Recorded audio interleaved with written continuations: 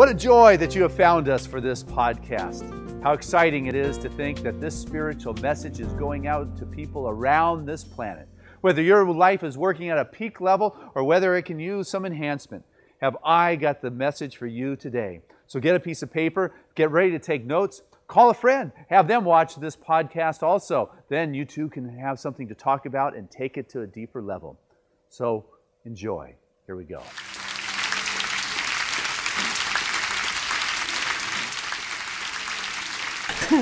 That's what we're about. We're about happy days. Hello, everyone. I'm Reverend Tammy Miller. My honor to be with you here today. Thank you. Thank you.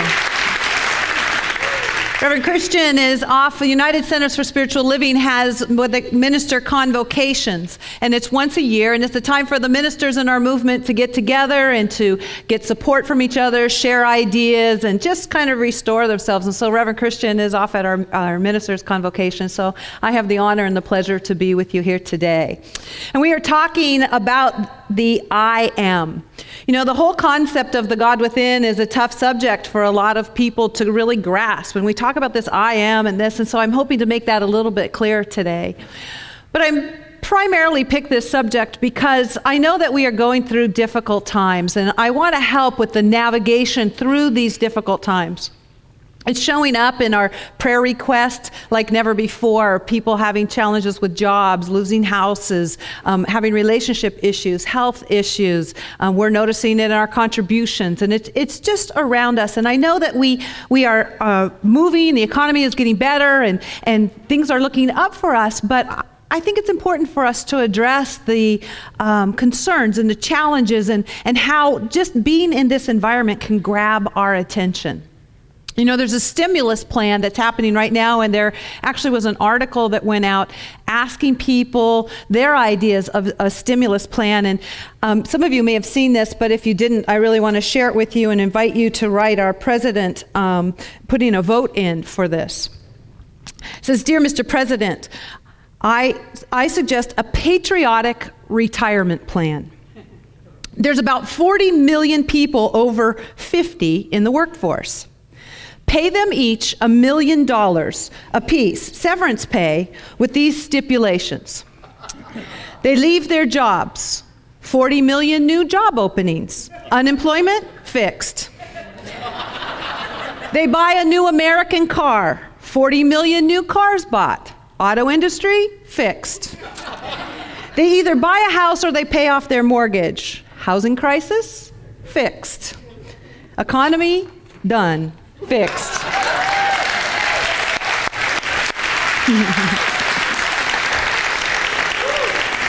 I think I can do that one. I can participate fully in that one. But anyways, it is a stimulus, and it is growing, and it is expanding, and it does that through our consciousness. And it's so beautiful how Spirit works, because Spirit will never, ever, ever let this universe be out of harmony or out of balance. It will always make a correction. And so that's what this really is about. This is about a transformation. Dr. Roger Teal, which is the minister of our Mile High Church, said, "Never let a good crisis go to waste." And that's really what it's about. It's like if we take this information, if we really look at what's happening and we look at the shifts and challenges that are happening in our lives, what is happening is transformation. Because something in our world as a whole and in our individual lives, something is out of balance. Something is not in order. And that's what it's trying to tell us. And if we can pull ourselves away from fear and pull our focus away from looking at all of the problems and dipping into the energy that our news is creating and everything that's creating around us, if we could just step back, we can realize that really nothing has really changed.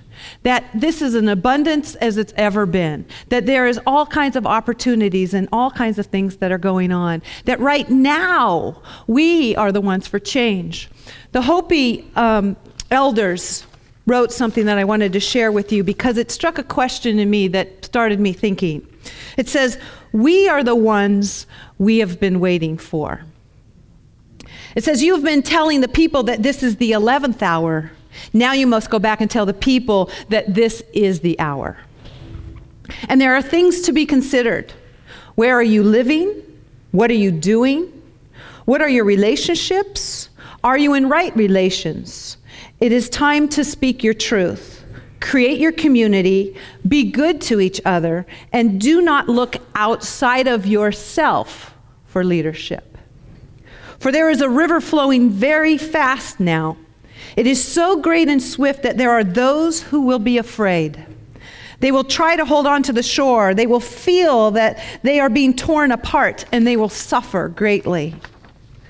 But know that the river has a destination.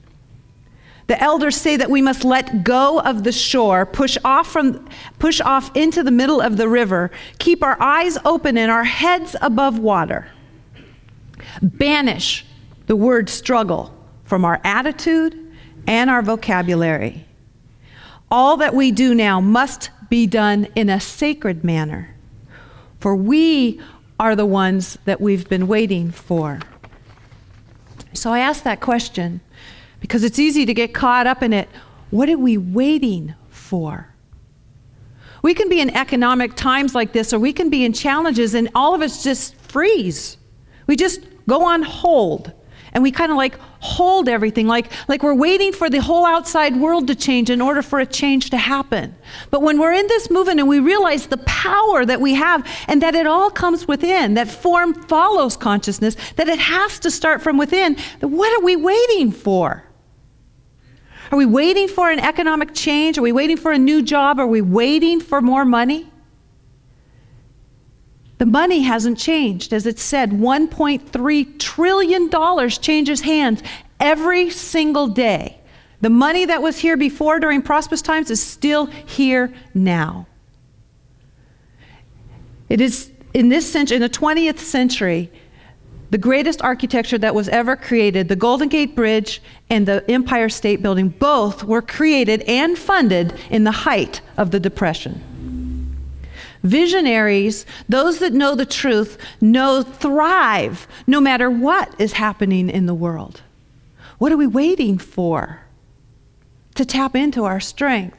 Are we waiting for that right relationship, that somebody that's supposed to make us whole or complete, or fixing our relationship, knowing that nothing needs to change in order for us to be happy, for us to make the changes that we need? Nothing needs to change. Or are we waiting for our health? You know, our health is one of those things that it can really grab our attention. If we're having a pain or if we're having a challenge, we put all our focus and attention on that because it's calling us. But this is a teaching about learning where our focus is and choosing our focus. And knowing that no matter what is going on within us, that it is our focus and it is our direction and our choice of that that makes the shift and the change. There's a gentleman that comes and speaks in the New Thought movement. He's actually been at Seaside a couple of years ago. His name is Terry McBride. And I really like the title of his book, The Hell I Can't. And this is a gentleman that when he was in college, he had a slip disc and had a back surgery. And during that surgery, while he was in the hospital, he got a major infection throughout his body. Now, this infection got so bad and he was in such terrible pain, they literally had to cut him from his neck down to his groin, down his legs, front and back, and all the way over his back, and scrape every single organ, every bone, everything to get rid of this infection. And it was going on and on and on for years and years, until he finally said, "The hell, I can't fix myself." And it was when he stopped depending on the medical field, even though the medical field is useful and it has its part, but he was giving his power away to the medical field. It was when he finally stopped and said, "This happens inside of me." And he started doing the spiritual work, and he started reading, and he started knowing the power of his beingness and the power of his body and the power of God. Once he started realizing that, shifting his consciousness, then healing started happening. What are we waiting for? We get caught up in this wait. Wayne Dyer, recently on the PBS specials I was watching when they were doing their fundraising, Wayne Dyer was on, and he introduced a gentleman by the name of Dan Caro, who when he was only 2 years old, his mother wasn't watching him for just a moment, went into the garage, knocked over a gasoline can, caught on fire through the water heater, and burned his little body, 80% of his body. In 12 years, he had over 80 surgeries. And during that time, he lost his hands. His hands literally disintegrated, his toes, and he is completely deformed. Now he was born in 79, so however old he is now, he's about 30 years old. But he had a dream, and he had always loved, because inside of him, this was just his form. Inside of him, he was as complete and whole as any of the rest of us. And he always loved music, and his dream was to play the drums. And so he figured out a way by utilizing bands on his hands that he could put some drumsticks on it and playing the drums. And he's played with many major bands all over the world. What are we waiting for? Are we waiting for something to change? Are we waiting for our body to get better? Are we waiting for our blood pressure to go down? Are we waiting to lose weight? What are we waiting for? Right here, right now, it takes one shift in consciousness. One shift. And our whole world changes. Our whole world shifts. You are what we're waiting for. Spirit is waiting for you to give it your complete attention and your complete focus. It's waiting patiently. It's there waiting. This source, this energy, this perfect right action, this abundance, this wholeness, this health, everything that we could desire is right there patiently waiting for your attention and focus to be given to it. You is what we are waiting for. Your yes. Your yes, I can. Your yes, all things are possible. Your yes, the outside world has nothing to do with what I'm creating right here and right now. For a visionary thrives no matter what the economy, no matter what the circumstance. A visionary is one that has a vision, knows the truth. And we're waiting for you to have a brand new idea. You to have a brand new perspective. You to have a brand new creation. You to have a brand new attitude. Right here, right now. We don't have to wait. On Wednesday night, we're doing a series called The 10 Commitments. It kind of correlates with the 10 Commandments. It's written by a book, or we're loosely following a book by David Simon, who's a partner of Deepak Chopra. And doing the research for that, we're about 4 weeks into it, and if you're interested in it, you can look on the website and see the different topics that we're speaking of, what we're committing to. But doing the research, I picked up Wayne Dyer's book on being in balance. And I shared last week with something that he said that just keeps going over and over in my head. And he said, the truth is there's no such thing as stress. There's no such thing. It doesn't exist. It's not in physical form. It doesn't exist. There are only people having stressful thoughts. Stress doesn't exist. It's only people having stressful thoughts. Now, stressful thoughts are those thoughts of lack. They're all about what's not enough. There's not enough time, so I'm in a hurry and I'm stressed. There's not enough information, so I don't know and I don't know what to do, and so I'm stressed. There's not enough wisdom. There's not enough money. There's not enough love. There's not enough. It's all stress, and what creates stress in our being, if you just take a minute and think about you being stressed, because we all have it. We're all operating at 100 miles an hour these days. There's no such thing. Only people having stressful thoughts. It's 100% a choice. The effect of stress on our body is incredible. I think the statistics, just to share again, there's like 307 million people in the United States, and about 20% are children, and so it takes it down to, say, 260. 112 million people are on medication for stress-related issues. I was also doing research on at the same time, and I'm reading at the same time Michael Beckwith's book, Reverend Michael Beckwith, Spiritual Liberation.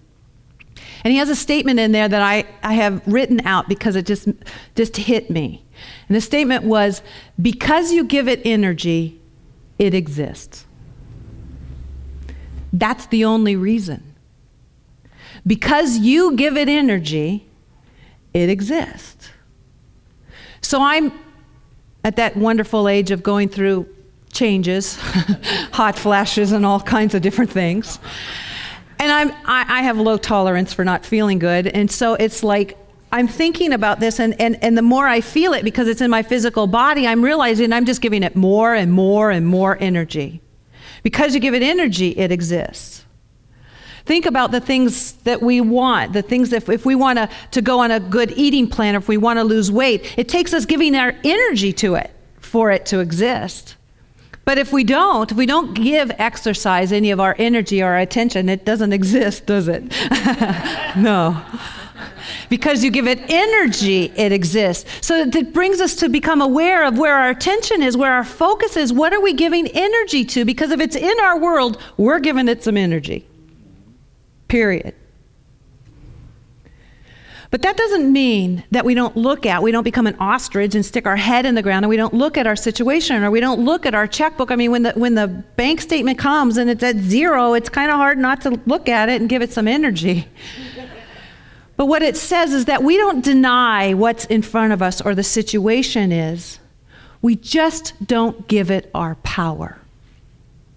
We don't give the situation power over us. We can look at a bank statement, we can look at an unemployment, or we can look at a relationship that's in challenge. We can look at those situations, but it doesn't have the power over the creation and what happens next and what's happening in our life. We can look at it, but we don't allow it to have the power over us.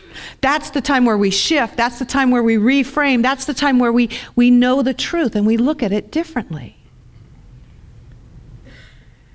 And so we're talking about this idea that is God, this current that is flowing through us, that is always present, that is the source of all that we could ever desire.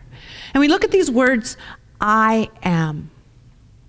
And how difficult it is really to make that transition of this I am. We can speak it and speak it and speak it, but can we really feel it? And Joel Goldsmith does a really good job on explaining this. And I just want to share this with you and see if this brings it home for you. There is no word that we can speak for God. There's no word for God that we can think of that is not the creation of the thinker. And the thinker must be greater than any word it can think, voice, declare, or write. Any word for God would still leave it and me, too. The only word that obliterates anything but itself is the word I. I is the ultimate word, behind which we cannot go. Because I is the thinker. I is that which is. I is that which does. I is the consciousness, and I is the cause. There is no word that really expresses God moving through and as my being, except for the word I. If any other word is used, there is still an I that is declaring it. And certainly the I that declared it, that thought it up, that invented it or discovered it would be greater than any of the words used to describe it. So it's a little complicated. But the point is, there's an I behind everything. There's no separation. This teaching does not claim that you and I are God. This teaching reveals that I is within you. For what is it that resurrects the body if it isn't the I? What is it that resurrects the business, the home, the strength, the health, and the vitality? But that I that is within revealing itself. It must and always flows through you. That I within is undefinable. That I within has never been fully known by anyone. For that I within is the very source of all things. The I within is the wisdom, is the intelligence, is the thought. Let us keep this word I at the center of our consciousness, at the center of our heart, for I is sacred. I am, since the very beginning of time, since Moses, is the great secret of all. It is what's taught in the Bible. It's what's taught in the Sanskrits. It's what's taught from Buddha and Jesus and Moses. It is what's taught the great I am, that whole understanding that I is within us. It is the action, it is the activity before the humanness comes forth. It is the volition, it is the cause. The I am. They understood this. The great priest, and only a few ever got this information back in the time of Moses. The priest had to keep this at such a secret that they were only able to voice it once a year. They had to go in the holiest of the holiest places into their sanctuaries, and they were only able to say it with no one else listening. That's what a secret is, because they thought it would be taken advantage of. They thought it would be misunderstood. People walking around, Jim and Mary and whoever it is, saying, I am God. But in order for us to understand this I, we have to let our humanhood die. Because it isn't the I that I use when I say I'm sick or I'm broke or I'm tired or those. It is that I that is the volition, the activity of life itself that moves through us. It is that I that is perfect. It is that I that is balance and harmony, that is guiding and leading us. It is that source energy that is perfectly flowing, and our job is to get anything other than that out of the way. All of those false eyes, all of that humanness that is focusing in the wrong places, and turn our attention, our focus into that I am presence. We do that through prayer. We do that through meditation. Because we can't go around speaking it all the time, because it's not in the spoken word. We feel that presence, we know that presence as we listen. It is only in the listening, in the being still, that we feel it and that we sense it, that we can know that God is on the field. We know it comes through as those old familiar words, but it comes through as inspiration, as ahas. Same words, same thing we've heard over and over again, but all of a sudden there's a new life and a new energy in us. That is that spirit, that is that I within in charge. That means we are out of the way and we are being guided and led with that I. That I am does everything. Let us be those vessels that are completely open, unobstructed, and flowing in the river of I am. I want to share with you Goldsmith, a reading as he brings this home even further. He says, I, in the midst of me, feeds me. It clothes me and houses me. I, in the midst of me, has never been limited. I, in the midst of me, has provided me with everything necessary, for I is not dependent on man whose breath is in his nostril. I, in the midst of me, need not advertise itself. I, in the midst of me, dwells secretly, sacredly, and silently. And together we two, who are one, walk the earth. I am the invisible presence within me. I am the invisible presence which goes before me to make the way clear. The I am the invisible presence which follows after me as a rear guard. I am the life of my friends. We are one. Yet each individual in expression, one in essence, one and infinite, but individual in form and modes of expression. The I am the author in one, the composer in another. The I am the healer in one and the minister in another. I am the painter in one and the poet in another. I am the inspiration unto my life and the inspiration unto everyone who seeks inspiration. I can close my eyes at any time of the day or night and turn to this infinite invisible, to the I that is within me, and receive at any time new illumination, new light, new health, new strength. For the Bible says it all over. I, the I within, am the bread of life. I am the way, the truth, and the life. I am the resurrection.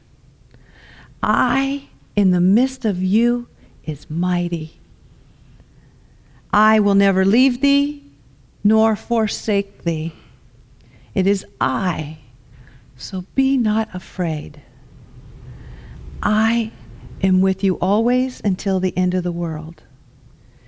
Be still and know that I am God.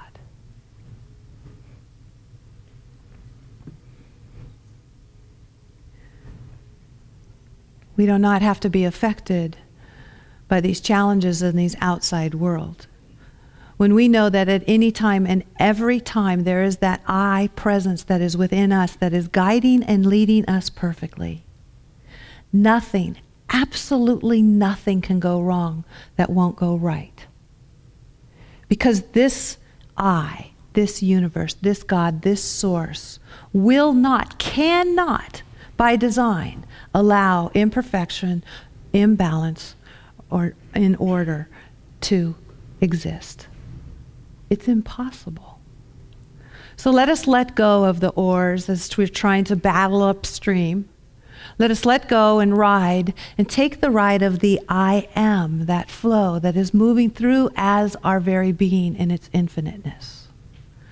For it is the Father's good pleasure to give us the kingdom. It is here. We simply open the doors and receive. Let us turn within. As we take a big breath together and release it. Recognizing that one power, one presence. Not two powers, not a power that's outside, not a power that's in this world, not a power that's in our bank account, not a power that's anywhere. One power and presence that is within each and every one of us that we call I am. It is perfect, it is private, it is ours. An infinite supply, an infinite source. May we step into it and allow that presence, that source to move through and as our life, bringing unto us all the blessings, all the good that is possible, and more than we could ever imagine. For it is here for us. It has not gone anywhere. What are we waiting for? Spirit is waiting for you to say yes. Yes.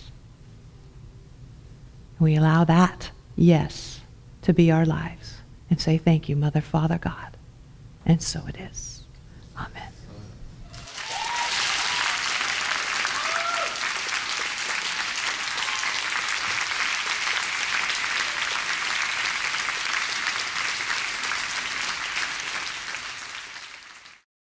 Again, a lot of heart and soul and passion. Divine love through me blesses and multiplies all that I am, all that I give, and all that I receive. I am prosperous now. Hey, I trust you enjoyed that podcast. It was very exciting to be able to create that and to know that there are people like you all around the world that are observing and integrating these spiritual principles into their life. And so if you enjoyed it, what I'd like to do is encourage you to tell a friend or bring several friends together and watch another one of these podcasts. And then afterwards, take some time to talk about the spiritual principles, to talk about the stories and what significance they have and relevance they have in your life. What then happens is it moves to a deeper and deeper level in your world. It becomes real and assists you to create the freedom in your life that your heart and soul so desire. So if you like this, I encourage you to watch it again, but also tune into our website here at seasidecenter.org. There, you can get some of my written material and take a look at it. You can read some of my spiritual prayers. You can even go to our online bookstore and order some of the books. And if you're so moved, what I greatly would appreciate is your financial support, which you could do online at seasidecenter.org. It is support like yours that assists us to be able to continue to do these kinds of gifts for humanity and send it out to the world. Because you know what? We are making a difference with this spiritual message. And because of support like yours, people are being touched in the farthest reaches of this planet, as well as our backyard, more than we could ever begin to realize. So I thank you from the fullness of my heart for making a difference.